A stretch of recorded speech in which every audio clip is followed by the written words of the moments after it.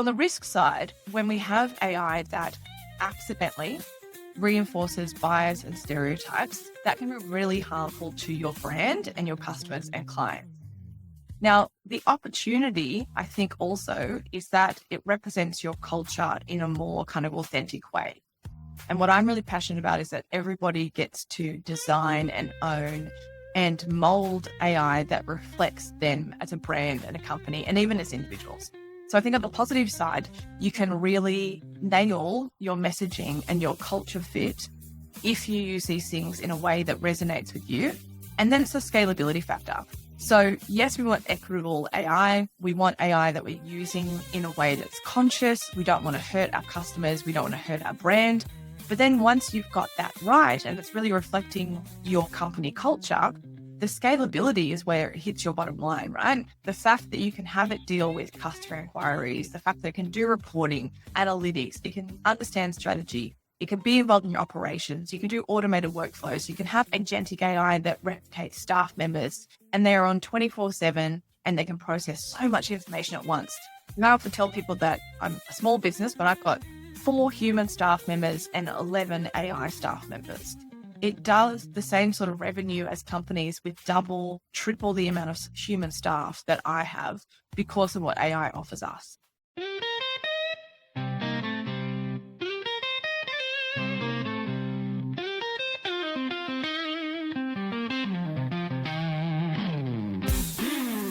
Mike's got the hat, the AI kind. Unlocking power in business you'll find. Cut through the hype, explore the tech. Every week, new ideas to check.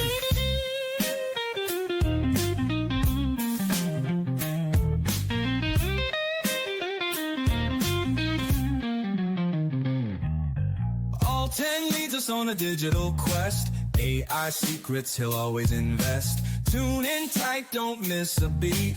Knowledge groove, keep you on your feet. Listen up to the AI flow. Business growth, here we go.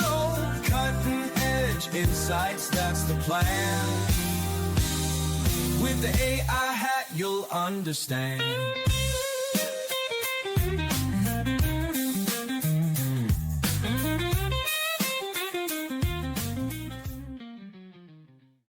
Greetings, program. Welcome back to the AI Hat podcast, where I selfishly use this time to pick the brains of experts harnessing the power of AI across all areas of business, from streamlining operations and boosting productivity to gaining a competitive edge and driving explosive growth.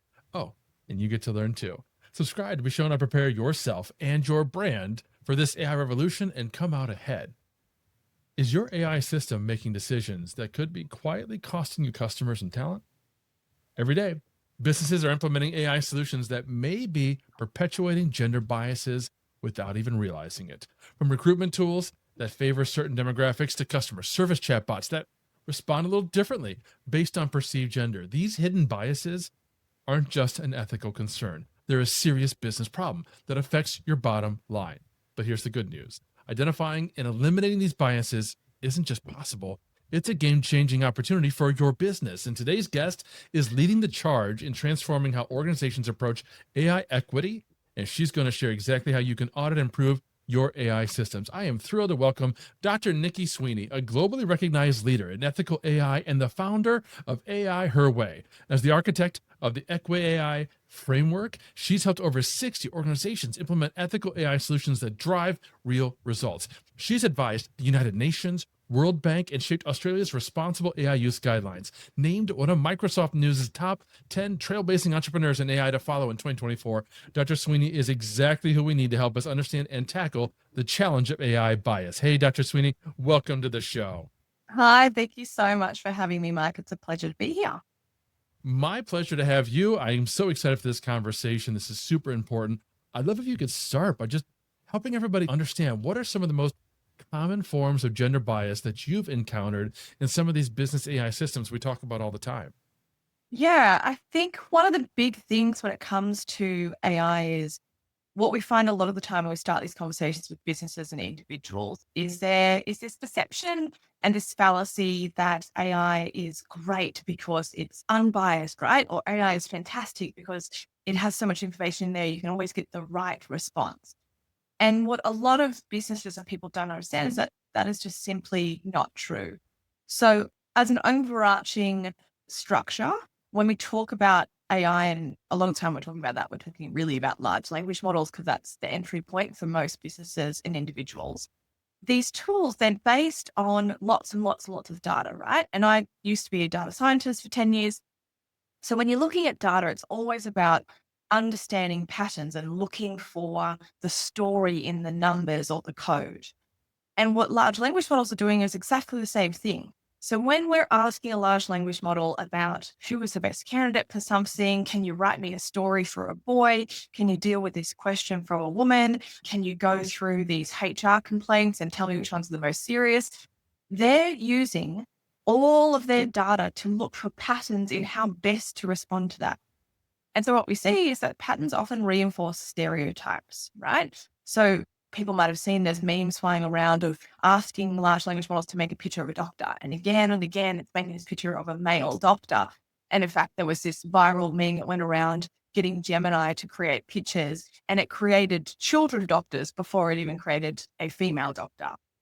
So what we get is these large language models, unless you understand that that's how they work, and unless you are directing them to correct for their bias, we can often fall into this fallacy of having these stereotypes reiterated back to us. And if we don't know what to look for, that can be really harmful to the way we represent our business, our brand, the care that we show our customers and our clients. And that's what we really want to try and negate. That reminds me of a situation I had run into Q4 last year. I was hosting an AI, just as a social gathering here in St. Louis, like an after hours. We were getting together at a pub and having some drinks, and just anybody locally who was interested in AI. So I was creating the event page so that I could send the link to folks and they could RSVP. And I wanted a graphic of people talking about AI at the top. And my thing at the time was morphosizing. I can't say that right. Morphosizing.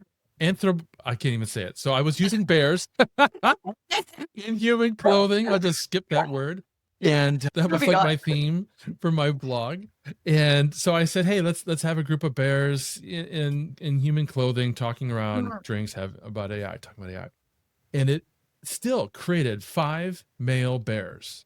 Yeah. I was like, come on, no women whatsoever in this picture.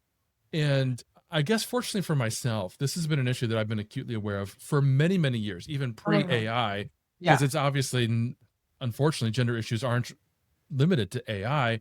I'm in the marketing industry, so I was very focused on elevating female speakers, and I run these events for Agorapulse, and I was always bringing in lots of female speakers. This podcast, 2/3 of the guests are women. That's something I'm very proud of and focused on. So I immediately recognized there's a problem with this image. I know a lot of organizations don't have my experience and training for that. Sorry. How can they identify if their current AI tools have these kinds of hidden biases?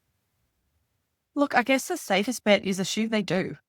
So all large language models look for pattern. And like I just said, patterns often reiterate stereotypes. And even with your bear example, these tools are not trying to be malicious. The weirdest thing for us to conceptualize is they have no emotion involved at all. They've got no idea that what they're giving us is an image that has meaning or text that has meaning. It's passing code to us. And we as humans are the ones that are interpreting any sort of meaning. So the reason you're getting lots of male bears is if you've asked for a group of people talking about AI, it's looked at all its data about who are the people that talk about AI. Over 70% of machine learning workforce are men. So it's gone, well, my best guess is that you want a bunch of dude bears, right? So it's not trying to be malicious, but assume that that is always happening. So when we advise businesses and when we teach people about how to start using these tools in a workplace setting, we give them examples about how to construct the prompts to always be looking for the other side of the story. So what we instruct is to actually ask these tools to remove any bias, to remove any identifying demographic information before they make a value judgment. And then once you have information, to say, hey, is there another way of looking at this that we haven't yet thought of? Who would argue against this point? What would they saying? What would they say about it? What's a different perspective that we haven't yet included?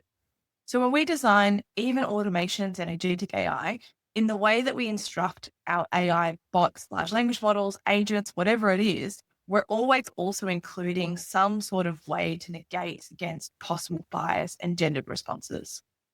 Now, that all being said, that's one construct. The other element to it is just purely the human element, right? I think too many people think of AI as this tool that they can either interact with over there or not. You're severely underestimating what it is. It's changing the way that we behave. It's changing what we do at work. It's changing how we'll spend our time, how we consume information, how we even relate to one another. So again, for a business, what I always advise is having some sort of working group, community of practice, roundtable event, and making sure that you have diverse voices that are playing a part in what AI means to your organization and are also playing a part in how that's designed and rolled out. If you've got diverse voices, simply by the nature of them being diverse, you're going to get tools that better serve you because you've got lots of people having their say about how they want to interact with it. And as a woman myself, I don't have to think of how would a woman say this. I am saying it like how a woman would say it, right? So when you've got diversity involved in what AI implementation looks like in your organization, you're naturally going to safeguard against a lot of those pitfalls that we see. Okay, first of all, I could not agree more with everything that you just said.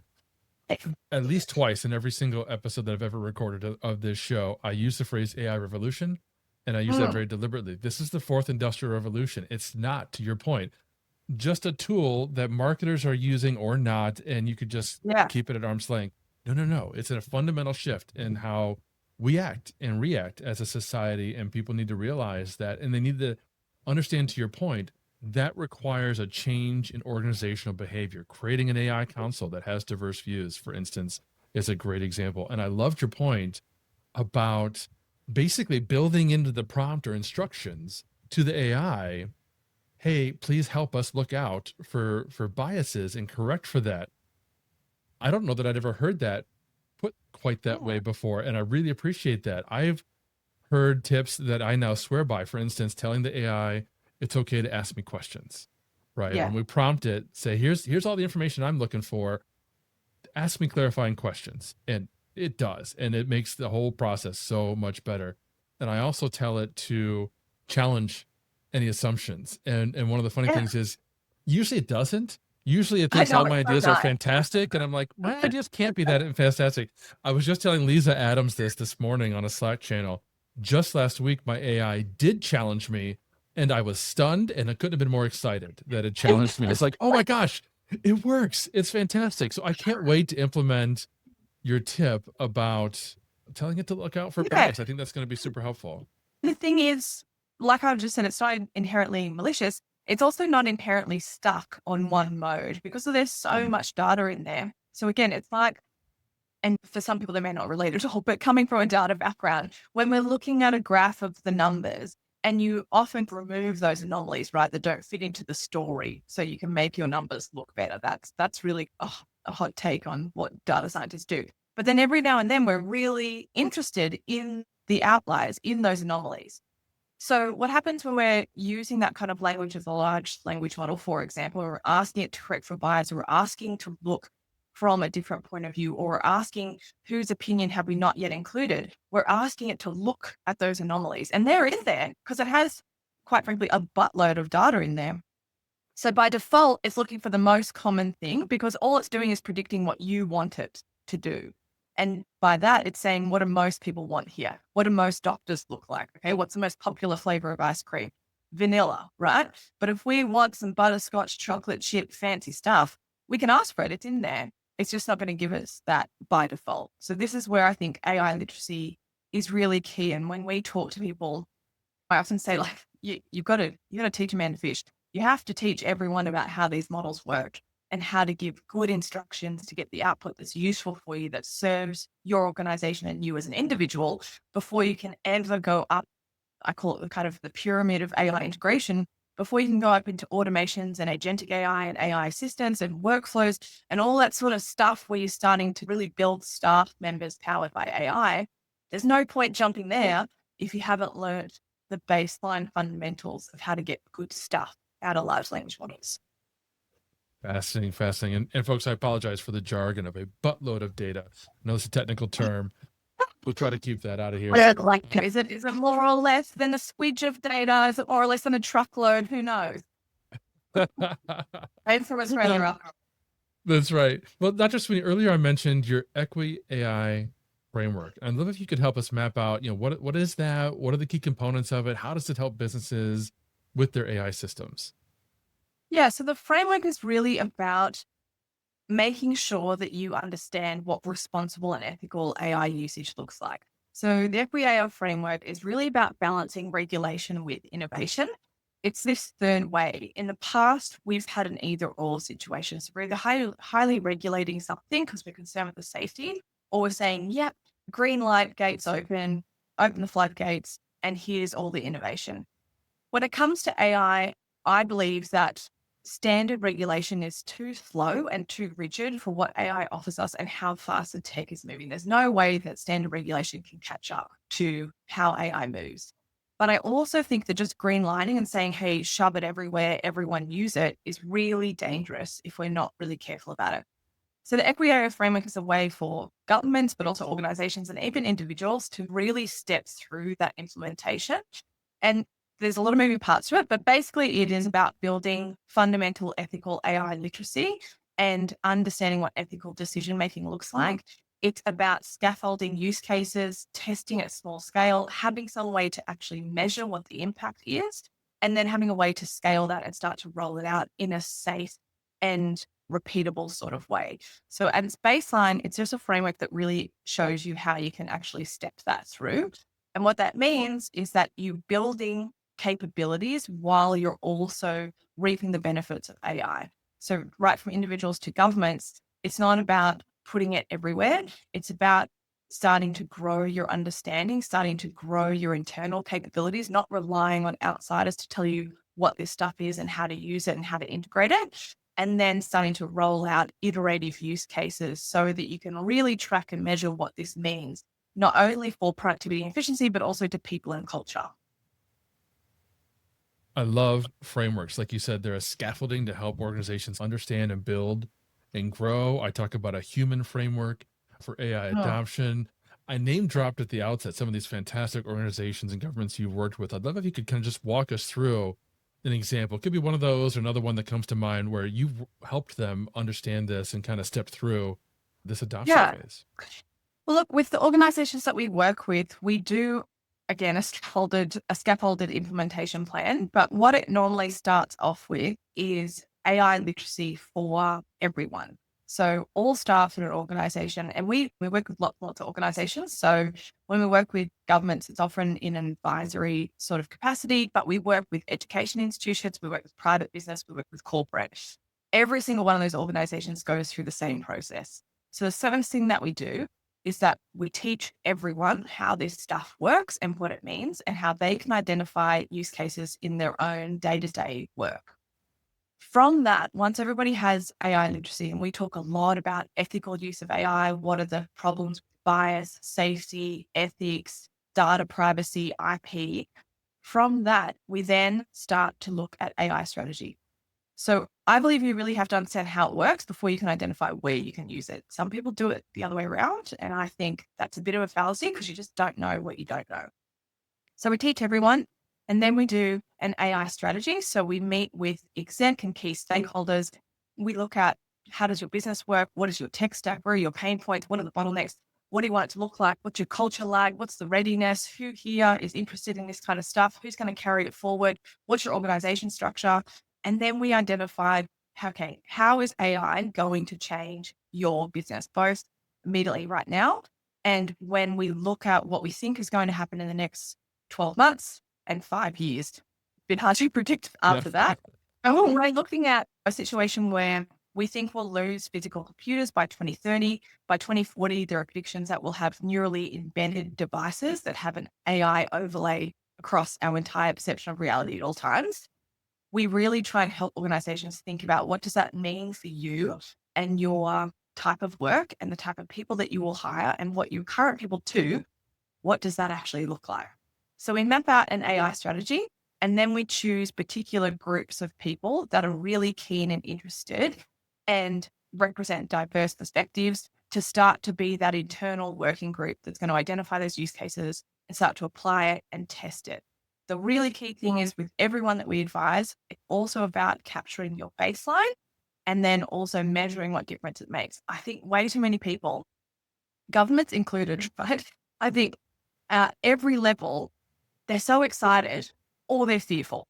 And the so excited ones just go, use it everywhere. Like we worked with a company, I can't name them, but unicorn company, and they spent $1 million on subscriptions for all their staff for ChatGPT and Claude and Gemini, and had absolutely no plan of what to do with it or how to identify what was useful and no way of measuring whether it made any difference to their bottom line.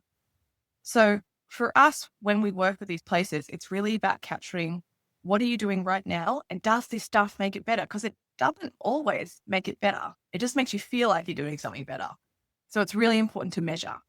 And then with that, you get that growth of internal capability. And so our idea is always, by the time you finish working with us, you've got internal skill sets that are going to carry this forward and are going to enable you to adapt to the next iteration or what happens next in the AI space. You're not relying on external contractors and consultants like us to tell you about that.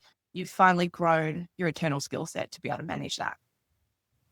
It is so gratifying to hear you spell it out that way. That's the exact approach that I have with businesses here in St. Louis. Folks, we're talking with Dr. Nici Sweaney about how critical it is for businesses to understand and build in equity when adopting AI. And I've got several more questions you aren't going to miss. But first, a quick word from our sponsor. This episode of AI for Business Leaders, the AI Hat podcast, is brought to you by Magai. Tired of juggling multiple AI subscriptions and trying to figure out which tool to use and when? Magai simplifies AI for businesses by offering access to all the leading language models and image and video generators for one low price. With Magai, you can create custom instructions to personalize AI for every business need and use them across all LLMs, including ChatGPT, Gemini, Claude, and even DeepSeek. No more building custom GPTs or gems that are limited to just one platform. Magai also lets you create customized workspaces for your entire team, giving everyone in your organization access to the same AI assistants and tools and prompts. Ready to streamline your AI workflow and empower your team? Tap the link in the show notes to visit Magai today to learn more. And now, back to the rest of today's episode. So as you're working with these larger businesses, organizations, governments, and I know they got different departments. Are there different roles that the departments play in ensuring AI equity, or is it just an IT issue? Who takes the lead there? God, it's an everyone issue. I think this might be contentious. I actually think people are not necessarily the strongest carriers of this kind of stuff. And that is, all right, so now I'm being like AI and that is a bit of a stereotype. But I see AI as more of a human issue. So what we often find with organizations is the people that naturally carry this stuff and identify with the holistic view of it are usually your people in overall operations and HR. So the people that understand how the business fits together and what all the people do in that business. And that's really about culture and approach to work and how people are spending their time and what your overall goal is as a business. It is not an IT issue. That being said, we always encourage that there's a diverse group of people at the table. And yes, it should involve IT, but I often don't find that they're the ones that are necessarily carrying this forward. So different departments play different roles. That being said, everyone needs foundational understanding. And then what we usually do is we'll break up the departments and have a discussion about what are the most useful use cases for that department and what does their work look like, and getting them to map out their workflows, their customer journey, whatever it is that they're responsible for, and then having a look at how it applies to them. But as a baseline, the foundations of it apply the same to everyone. It's about understanding how these things work, how you can use them, how to keep you and your business safe, and how to use them in a way that, I know this sounds a bit meta, but I think contributes to global social good. It's not always about the bottom line. It's about understanding that we're all playing a role in what AI looks like right now. And I think that is a role that cannot be undervalued, and we all need to take that responsibility seriously. That really echoes a conversation I had on the show earlier with Light Tricks. They had partnered with the American Marketing Association to survey organizations about AI adoption, regardless of department.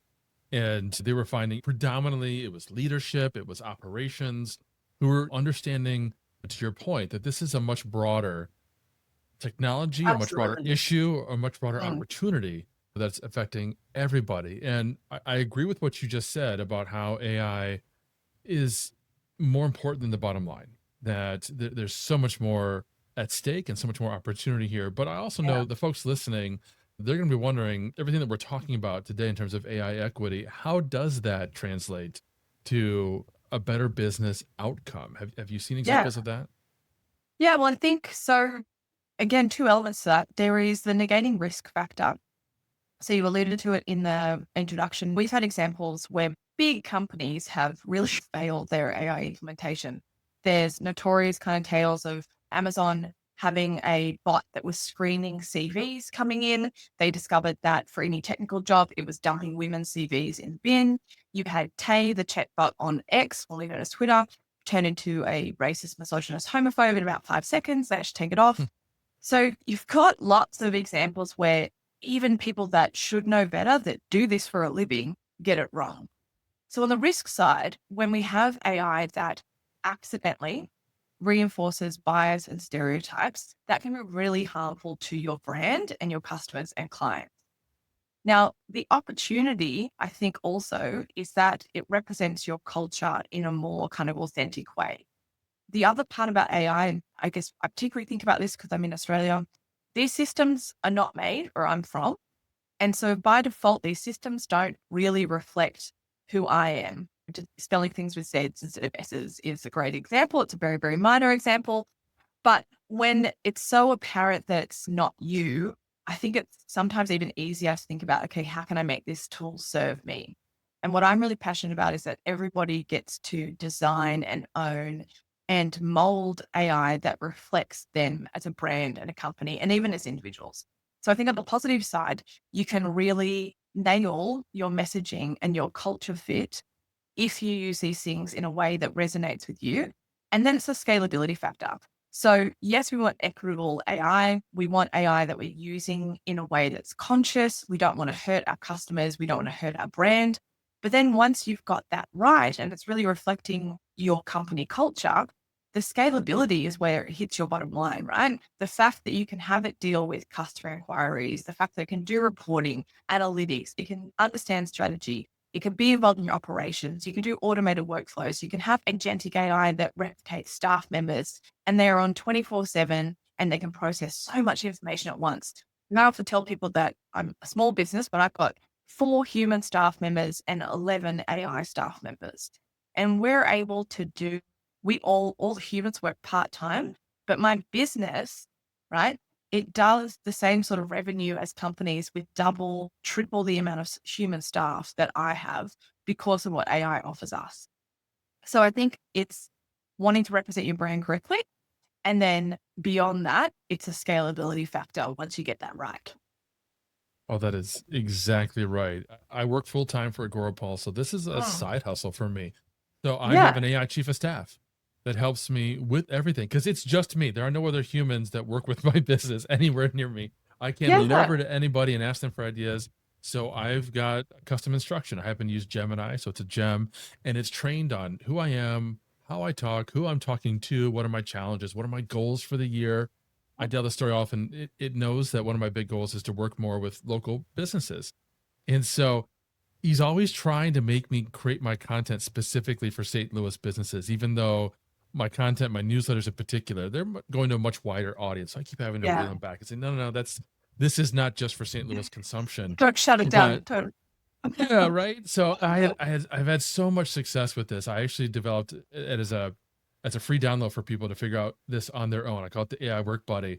And so I wanted to create a Amazing. prompt Mm. and I on how I built my AI chief of staff. And there are so many pieces of information that I plugged into it. The prompt was getting too long. So I ended up building it out as an instruction file in a PDF with like 30 questions. And the prompt Yeah. now is just a paragraph saying, hey, we're going to create an AI work buddy.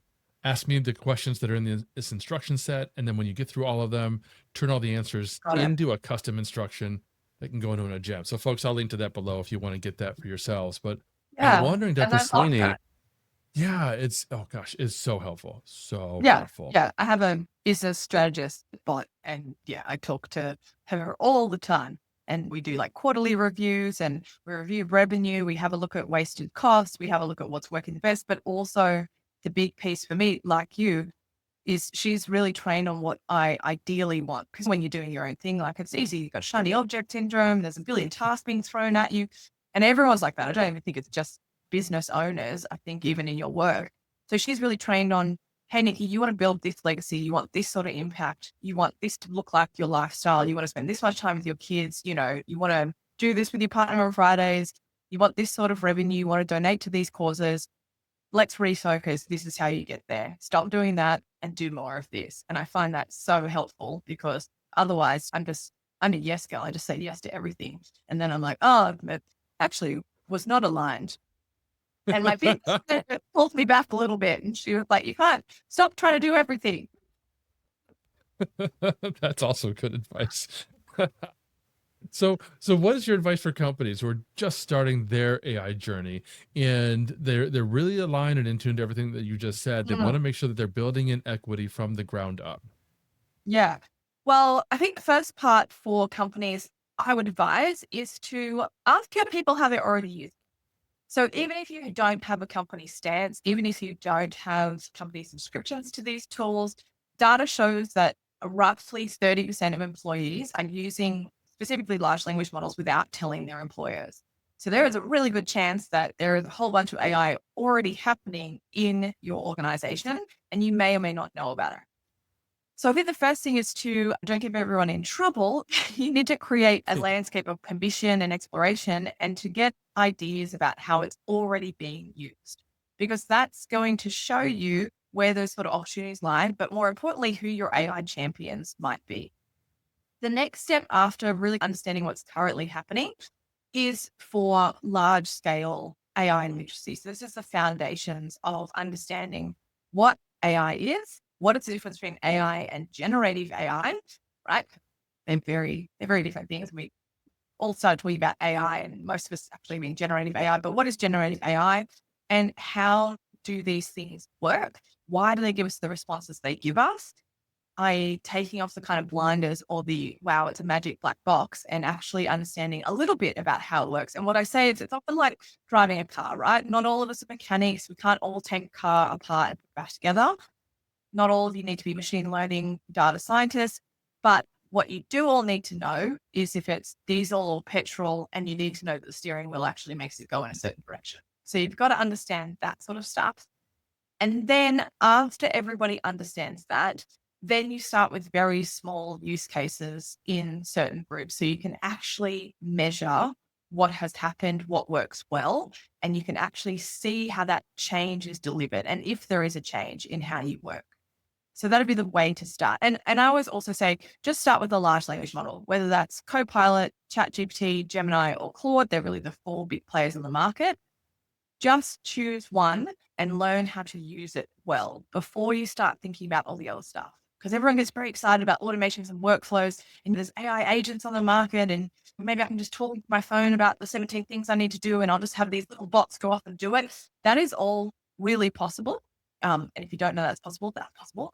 But it's all really possible, but you can't actually do that until you get good at that base of the pyramid that I talked about. And the base of the pyramid is prompting a large language model really well.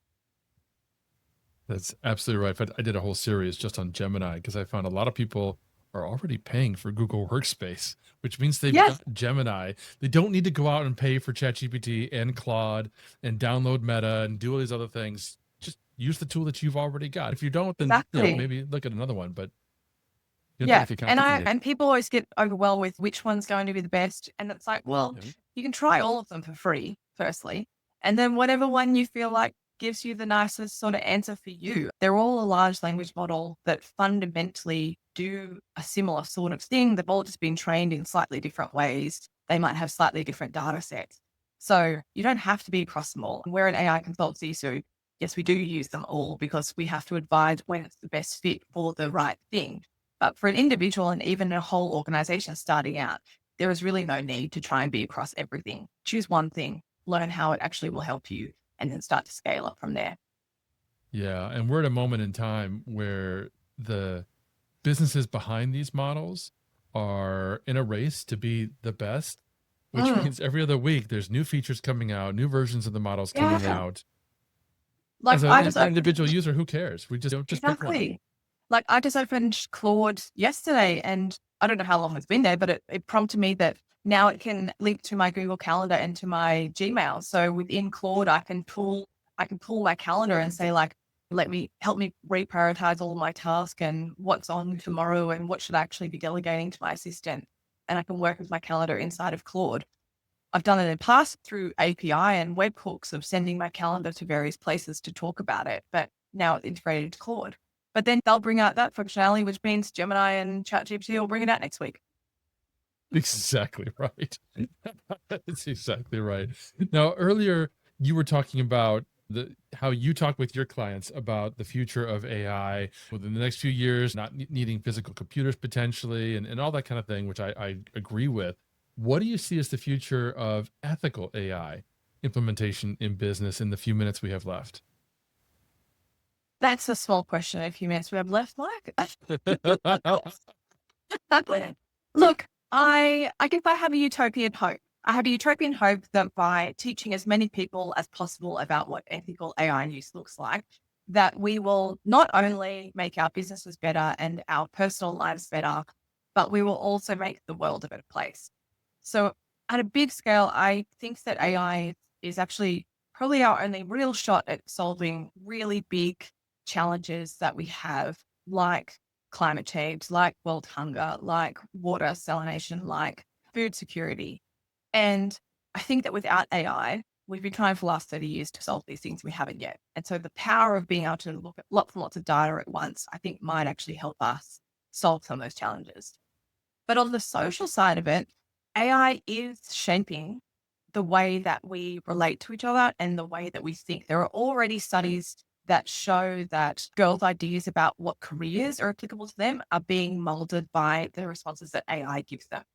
So when we think about what equitable AI looks like, for me, it is about let's add to your bottom line. Let's let you launch and scale those new fabulous ideas, and let's let you bring things to market that would have never, ever been possible for. And that's amazing because I think the more people that are able to put their ideas out there into the world, the better place that the world is going to be.